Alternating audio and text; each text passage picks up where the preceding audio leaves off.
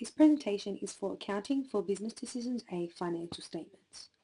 So, what are the purpose of financial statements? They convey information that stakeholders are seeking about a company. They simplify accounting information by conveying the most vital and relevant information. This is exemplified through the four main financial statements: the Statement of Comprehensive Income, the Statement of Financial Position, the Statement of Changes in Equity, and the Statement of Cash Flows. Firstly, the Statement of Comprehensive Income, also known as the income statement, reports a company's revenues and expenses over a period of time. It follows the structure of the equation revenues minus expenses equals net profit.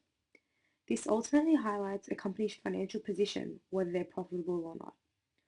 Following this is the Statement of Financial Position, commonly known as the balance sheet. It follows the structure of assets equals liability plus equity. This statement shows a company's assets, liabilities, and equity at a specific point in time.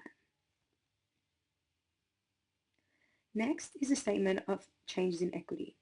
It shows the changes in a company's retained earnings over a specific period of time. It is basically the movement of stakeholders' equity in the company, such as dividends and contributed equity.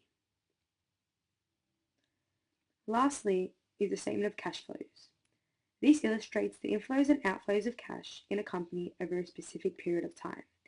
It is reported in three main areas: operating activities, financing activities, and investing activities. Now, all of these statements link together. The net profit for the comprehensive income statement is carried onto the statement of changes in equity. The ending retained balance from the statement of changes in equity goes to the statement of financial position, and finally the cash balance on statement of financial position must agree with that of the statement of cash flow. There are certain characteristics that make accounting information useful. Foremost, they must be accurate and reliable. This is governed domestically by the Australian Accounting Standards Board. Furthermore, to ensure that accounting information is not biased, auditing can occur. An auditor is a third party that examines a company's financial statements to determine whether they give a fair and free view and that they comply with the Australian accounting standards. However, there are limitations to financial statements. An example of this is earning management.